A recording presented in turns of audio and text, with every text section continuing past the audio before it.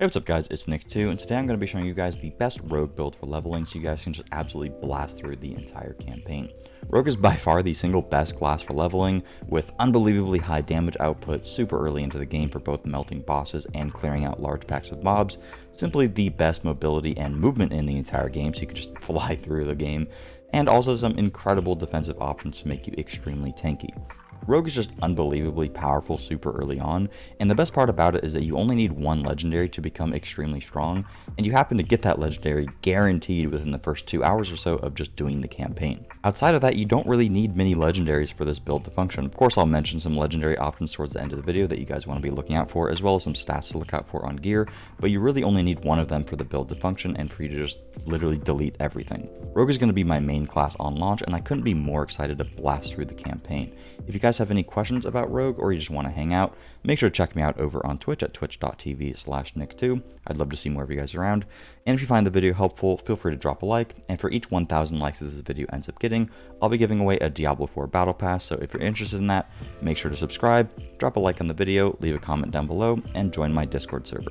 Before I get into the video, I want to give a big thanks to today's sponsor, Crossout. Crossout is a free-to-play online vehicle combat game in a rich post-apocalyptic setting focused on building and creating your own unique vehicle completely from scratch to bring into some absolutely insane PvP combat or even some PvE missions. Crossout features a unique, completely destructible damage model where you can actually shoot off and break individual parts of an enemy's vehicle to get the upper hand. My personal favorite part about Crossout is just the sheer amount of customizability there is with creating your own vehicle. You truly can make anything that you could ever dream about with hundreds of different parts, armor platings, different forms of movement, and my favorite part, a massive assortment of weapons, even going from flamethrowers to rockets, and the options are truly limitless. The best part about Crossout is that it's free to play on Xbox, PlayStation, and PC, and there's simply never been a better time to hop in, because if you register using my link in the description, both new and existing users will get an exclusive bonus pack including 3 days of a premium account, as well as unique stickers and decorations, and brand new players will also receive the unique Adventure Seeker waiting for them in their garage.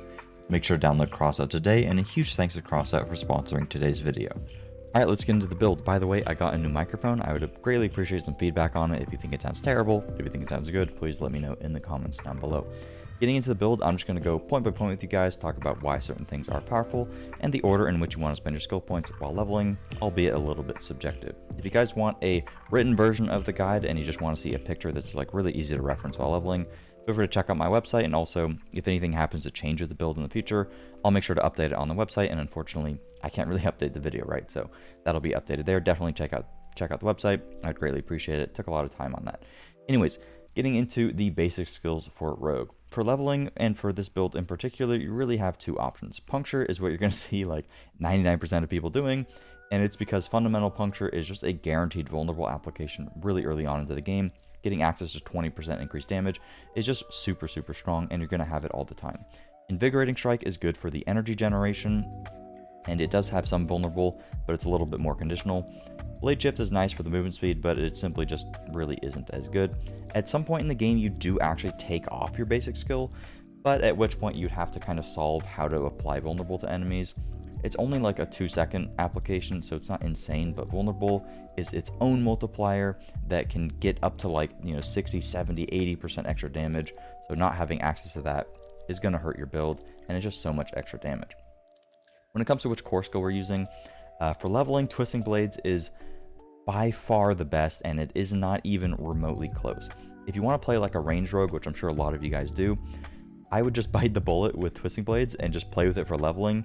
And if you happen to get like a couple of the really good legendaries for Penetrating Shot, for example, where you want to like really play a range rogue, I would just wait till late game until you get some of those legendaries and then swap. But for leveling, Twisting Blades is stupid strong. So first off, the main target is going to take a ton of damage, 45% plus 72%. They're going to take 8% multiplicative increased damage while they're impaled, and 1.5 seconds after you impale an enemy with Twisting Blades, the blades are then going to follow you and pierce everything in between you and that enemy. So basically what you want to do is impale an enemy, create a bunch of distance, and then try to get as many enemies as possible in between you and that impaled one, and then everything else is just going to get pierced by that Twisting Blade in the return, like via the boomerang effect, and they're all just going to die. So this just does crazy single target damage, and it has AoE damage inherently built into it, and that AoE damage is further buffed by a multiplicative 30% with enhanced Twisting Blades, which is crazy good. Twisting Blades also has one of the best passives in the game, where anytime that you deal damage with that return hit with the boomerang effect passing through enemies, it's going to reduce your cooldowns. It says only 0.25 seconds per enemy, but you're going to end up hitting a lot of enemies with this, and you can spam your Twisting Blades like an absolute madman eventually once we have like infinite energy. This makes it to where you get your cooldowns back like instantly. You can spam your Shadow Step, spam your dashes, spam your Shadow Imbuments. It is crazy how good this is. The amount of damage from Twisting Blades that you get just by default is unbelievably high, and it is by far one of the best core skills in the game. Where it gets like even crazier is Blade Dancer's Aspect. Blade Dancer's Aspect you unlock guaranteed by just doing the campaign in Act 2, so you're going to have access to this like literally at level 20 if you're just playing the game, only doing the campaign. What this does is anytime that the Twisting Blades would otherwise return to you, it'll still return to you and just be normal in functionality, but it'll also have an additional effect where for like a second or so, it will orbit your character, dealing 15% of Twisting Blades return damage per hit. How many hits you actually get from this is roughly 5 per Twisting Blades use. It'll orbit you for like a second, there's 3 blades, they'll end up doing 5 hits. 5 times 15%, that's a lot of damage, that's 75% extra damage, and that's also the minimum roll here. If you happen to get this on a 2-hander, that's going to be double that. And you're going to be guaranteed able to put this on your 2-hander while you're leveling, while it's going to be the minimum roll because it's an aspect, but you don't need to use your ranged weapon to scale up your weapon DPS, so you can just put it on your crossbow or whatever for 100% effectiveness. And that damage that it does is also going to be increased based on how much distance there was between you and the enemy when you impaled. So this is just crazy, and it is why you're able to just literally delete bosses in single target situations, like with no legendaries, no anything. You just put this on, well I guess this is a legendary, but you put this on and you just start deleting things because you're doing literally just double the damage all of the time just with this legendary, and it gives you a lot of AoE too. So Twisting Blades, there simply just isn't anything that even comes close, and it is probably at this point when you're like level 15 or whatever, and just for leveling, it's the best skill in the game. Now we're going to go into Fundamental Puncture for that vulnerable, and we're going to buff up Twisting Blades. We didn't take the cooldown reduction yet because we don't have a cooldown, but now that we get Dash and Shadow Step, we do have cooldown, so now we can take the cooldown reduction. Dash we're literally just using for movement speed. It just speeds up our gameplay, and it also synergizes very well with, you know, impaling an enemy, creating a lot of distance, having the Twisting Blade pierce through a lot of enemies. That's really good. Shadow Step is one of the best skills in the game and is crazy good for Rogue. 9-second cooldown. There's a legendary that makes you have 2 charges. It gives you 50% movement speed after you use it. It makes you unstoppable, which means you're immune to crowd control effects. Has a 100% lucky hit chance. It does 72% damage. Well, later on we'll buff it to give you 8% crit chance and stun enemies. Shadow Step is insane, but it just works perfectly with this build, and Shadow Step is insanely underrated for boss fights. Like in Ashava, I literally never got hit by anything because I just press Shadow Step and I'm just boom immediately behind the enemy, and it just makes playing the game infinitely easier. You know, everybody says Rogue is so hard, the mobility is so hard, whatever, and sure, while it is a little bit harder than other classes, having 2 charges of Shadow Step with really low cooldown, just letting you dodge everything by just permanently being behind a target and just constantly on them, it's just insane, right? At this point, we just want to buff our Twisting Blade so that we can get further down into the tree here. And we're going to unlock Dark Shroud for the movement speed and the damage reduction. You get 8% damage reduction per active shadow, so that's 40% damage reduction. This is our main survivability, and it's crazy, but we're also going to get 20% movement speed from this too. They drastically nerfed countering Dark Shroud, so it simply just is not worth it anymore. And the movement speed plus the survivability, I mean, what more could you want from a skill? It's just a fantastic pairing. At this point, we're going to dump our last point into Twisting Blades, and then we're just going to put 1 point to Exploit because it's just a whole bunch of extra damage. Now we have access to Shadow Imbuement. Shadow Imbuement is crazy and is our main source of AoE. Twisting Blades does do AoE on its own, but this just makes it even better, so to where anytime you apply this, your next 2 skills are going to be Shadow Imbued. When a skill is Shadow Imbued, if you happen to kill an enemy with it, they are going to explode and deal 40% of whatever the damage was to all surrounding enemies. And it just ends up giving you just a really, really nice AoE clear, and it does shadow damage. And what's particularly great about this is that you pair it with Consuming Shadows, where every time you kill an enemy with shadow damage, you gain 30 energy. All of the time you will be popping this, blowing up massive screens of enemies, instantly boom, full energy. It's an incredibly good synergy. You also have a chance to stun enemies for half a second. This isn't really going to proc that much, but Shroud Imbuement is crazy. The cooldown is pretty low, but it also gets further reduced by the fact that we're using Twisting Blades, so that's fantastic there. Enhanced Shroud Imbuement and Blended are not like super insane, so we're going to wait to pick those up. Feel free to pick them up if you really want the Vulnerable in AoE, but by itself, this should be perfectly fine. You can also get Shadow Imbuement via like an amulet with like plus ranks early on in the game, like even at like level 8, you can get one of those, so be on the lookout for that. Now we just want to dump 2 points into Exploit, because this just gives us 18% increased damage to healthy and injured enemies, which is really just a ton of extra damage. Now that we are at this point in the tree, we have access to all the stuff down here. We're going to put 3 points into Innervation. This has a 30% chance with a lucky hit to gain 8 energy, but Twisting Blades has a crazy high lucky hit chance. It's 33% per hit, and as far as I know, this works with the 5 hits from the Blade Dancer's aspect, so you're going to be lucky hitting like an absolute madman. And at level 20, you gain access to Inner Sight, so pair Innervation, Shadow, Consuming Shadows, with all the lucky hit chance and stuff, all the shadow damage, and Inner Sight, you get unbelievably high energy generation. Inner Sight makes it to where, you pretty much get infinite energy on single targets, but it's also really, really good for AoE.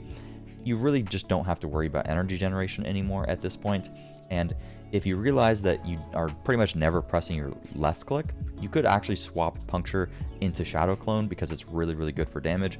I think this is more of a late game thing, and I don't want to like confuse people with this build. Personally, I'm going to be doing that.